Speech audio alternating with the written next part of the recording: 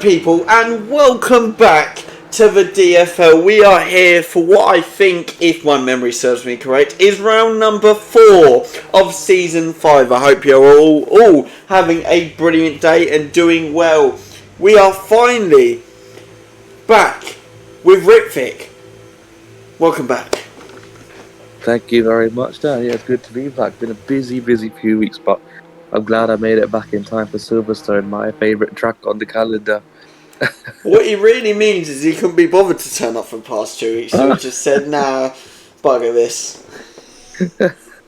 That's not true, that's not true. I like to be here every time that I can, but it's been a busy, hectic couple of weeks, but I'm glad that Silverstone's rocked up just in time. Fair enough. I mean, the viewers will be glad to hear that you're back. I mean, if there is anyone watching, if there is, please do like, because it is great to know you're watching. But they'll be very glad to hear you back, because they won't have to just hear me all the time now. They'll hear my rubbish voice and your brilliant voice. It's like, there's a balance back again, Yeah, I think your voice is angelic, Dan. Oh, thanks, mate. I really appreciate it. Anyway, people, as it stands, Noah is currently top of the championship, but Ian is not far behind.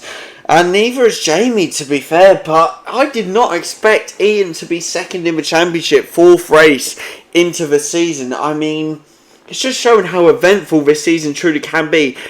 But there is no Preston or Callum this time. However, next race in Austria, Preston will be making a return, so make sure to tune in then, because that's when it will really heat up, knowing that we have full drivers back on the track. But what's your early predictions with Ian, Jamie, and Noah? What are you expecting out of today? Well, to be honest with you, I expect Noah to keep up his good form. I think form like this comes along, and you just want to ride out that wave as much as you can. So I think he'll be hoping to get a great start once again. I think with Jamie and Ian, it's a case of just playing it smart, and as you're saying before, just Ian is not far behind at all, and neither is Jamie. They're both in the mix, but it can all go out the window if they get too into it and get too silly. I think for them it's just about staying level-headed, and then they might stand a chance at coming back at Noah and winning this race. It's a long race, Silverstone, so they'll just need to play the long game. Very true. I mean, thing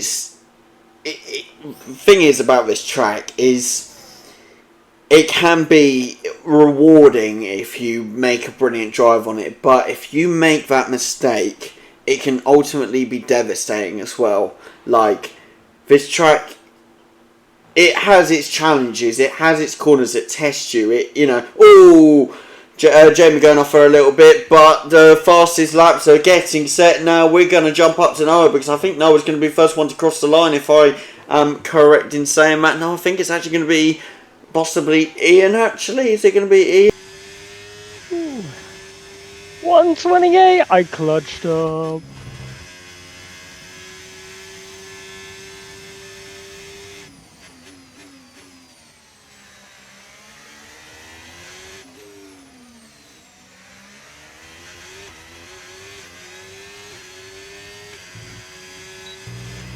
Okay, we've only got one. Dude, I clutched up so well. P3 is still good, Ian.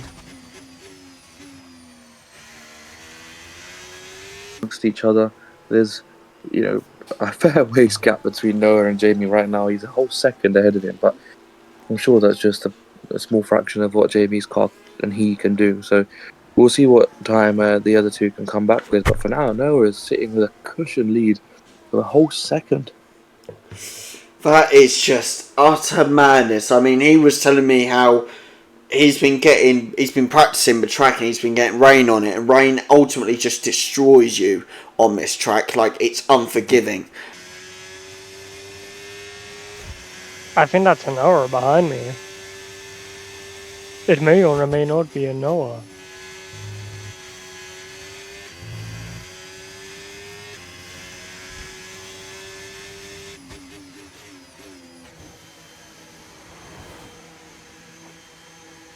Is that you, Noah?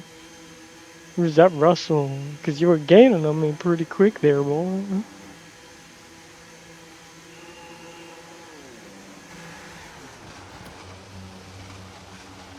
Ian by 9 points, and Jamie is not far behind Ian, 3 points behind him, and Preston is a few more points behind him, about 6 points, but it is so close. I mean, I know it's only the 4th race of the season, and a lot more can happen in the last 12 races, but it's still like, it is heating up. I'm feeling the pressure, I'm feeling the heat. Definitely. I mean, that's what I'm saying. They are so close together. I think the fact that they are so close together serves as both pressure and encouragement because they are still keeping up with each other, even though you might not be winning every race, like for example, with Ian or Jamie, but they're still in the mix. They're still, within 3 points of each other or whatever. And it can change in the course of one race. One slip up from Noah, for example, and let's say he was to have to pit one more time with a broken wing, or maybe something happens with an engine failure and he DNFs. Whatever the case, if you just keep your car and stick your car up in those positions consistently, nothing beats consistency. You know what I mean? So I just think this is the most important thing for these guys today, is to just keep consistent, especially with how unforgiving some of these corners in Silverstone can be. I think just making sure your car is up in those top spots by the end of the race in one piece will be the main thing for these guys. Very true, very true. I mean, you know yourself how unforgiving these cars and these tracks can be. But going back to your point about all like potential slip-ups and stuff, I mean, we saw, I know you weren't around for Jeddah or Spain, but in Jeddah, Noah's internet cut out. And, no, that's not true actually. I'll rephrase that. Noah's pedal broke on his wheel, and he changed the controller, and the game's anti-cheat just went, yeah, bye-bye, not doing that, yeah, that's cheating, and it booted him out. And then his AI lost points. And then last race in Spain, it was rainy conditions. Jamie was like, I don't even know what he was, like 14th, and he just decided to give up. He sent it into a wall. And it's just like, I'm not even joking, it caused a safety car, and I'm pretty sure it's the reason why Noah and Ian even got first and second, to be honest. So there should have been a penalty on that, but I was nice enough not to. But like, it's these random things that just happen that can totally change a championship. You never know what truly is going to come from a race. Yeah, I mean, this is why I made the point earlier about Noah trying to ride out the wave of his form as much as possible, because you just want to negate as much of that stuff that's not in your hands as possible. So if you can ride out the wave of your form as long as you can, extend that run of form as long as you can, then maybe later on when you have those inevitable blips where maybe you make a mistake or maybe something out of your hands happens where someone hits you, you've covered yourself. Do you know what I mean? Whereas if you're, up on there or thereabouts and you're sticking in there but you're not convinced totally, then inevitably when something happens and there's a blip or there's a mistake or there's a crash or a safety car, then you suddenly become a lot more nervous. You become a lot more, caught up in it all. And nerves, they can cause more mistakes and it becomes a slippery slope from there. So this is, again, why I'm saying that whole point of these guys just need to be consistent, get their cars in those slots, get those cars at the right lines, no undue risks unless needed, and just get that car to the finish line. Very true, very true. Now Noah going also into pits. I saw Jamie going to pits, so that means Ian is the only one out at the moment. And he is actually looking better. That was only his Sector 1. That was a 10th quicker than his previous Sector 1. So we'll see what happens. Whether he can improve his time, build it up. I do want to see him get up in those positions because I'd like to see the real confidence boost. I mean, I saw him during the week and he was saying, Bahrain he got 4th. Jeddah he got 3rd. Spain he got 2nd. There's only one more step. For the order to be complete, and who knows? And what a place it would be to get that one, the P1. Very true, very true. The home race to us all. But what is his time going to be? Where is he going to end? And I don't think he steps up whatsoever. He's just a bit slower. I don't know if he lost that during the Sector 2 or Sector 3. We'll have to review the times later. But that's unfortunate by Ian. I think he might be just going on another fast lap straight away. Maybe he gave up in the third sector because he was so far down. Is he going for another run? I think so. I always struggle to tell because I always find that these guys just go ham even if they know they're going in the pits. Like if I know I'm going in the pits, I'm taking it not slow, but I'm going slower. You know, I'm not rushing, but they're just like nah, get to the pits as fast as I can. I need to get back out again. Yeah, I mean, I think he must be going for another fast lap. I can't imagine why he'd push his track limits that far, where he dips in and out of the sand a little bit just there that we just saw. So I imagine he is going for another fast one after the other. Maybe he feels that he can get more out of these tyres without having to replace them so soon. But we'll have to see because now the top two are coming out for their outlap, and unfortunately, Ian is currently quite a ways behind at the moment. But we'll see what the other two can put up as well in their new tyres. Very true, very true. And Ian goes into the pits as well because he was a second behind on his time. So unfortunately there was no improvement to be had there. But Jamie is now about to cross the line to start up his timed lap. Shall we sit and review his lap, judge completely? Let's do it. So, going into Abbey now, let's see.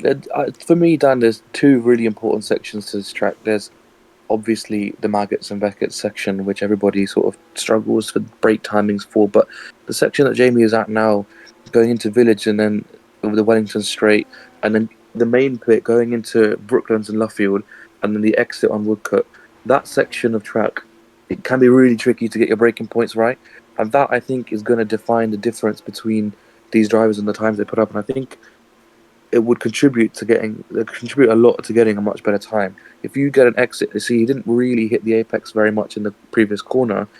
If he's able to get a nice exit out of Woodcut, then he's really got a nice streamlined, fast top speed going into the next section. And then going into Maggots and Beckett's as well.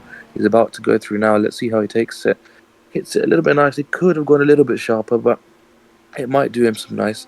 But then here, going down the hanger straight as well, he needs to have top speed, but he's gone purple, so he must have done something right.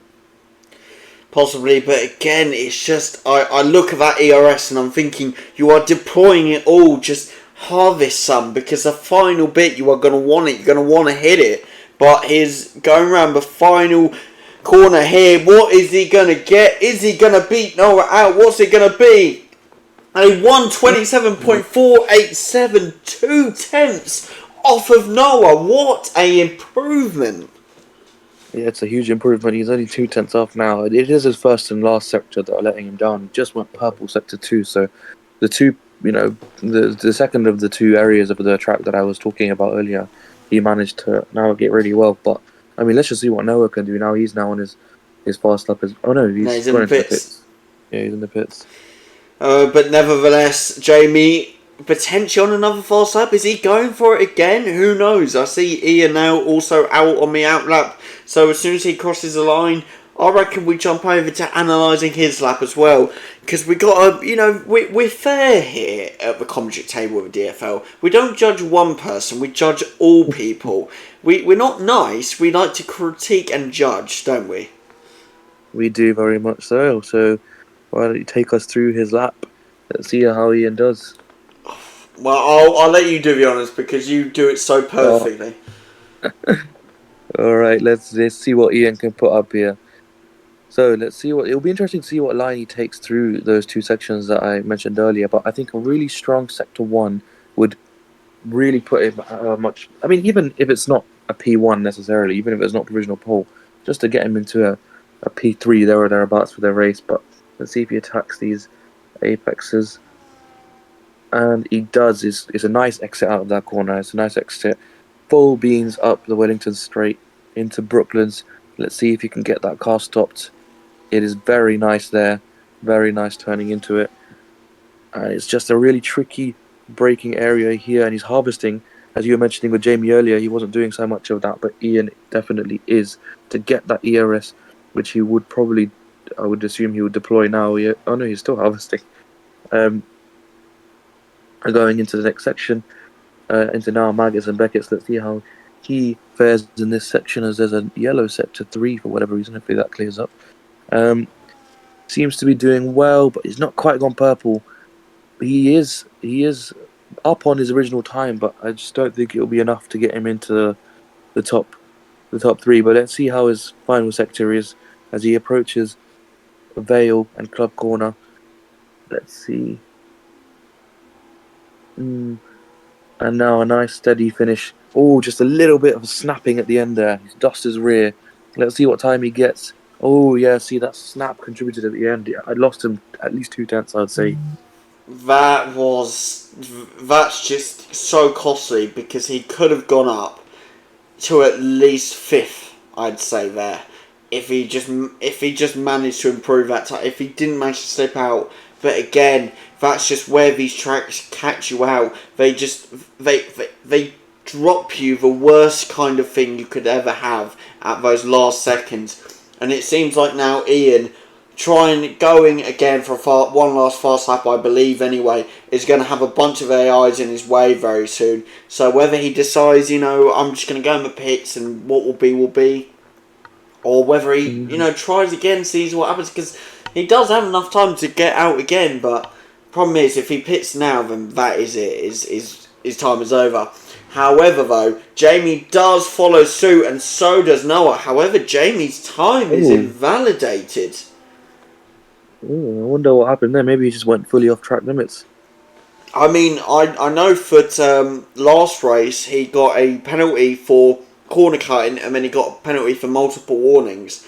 So maybe he's just getting caught out.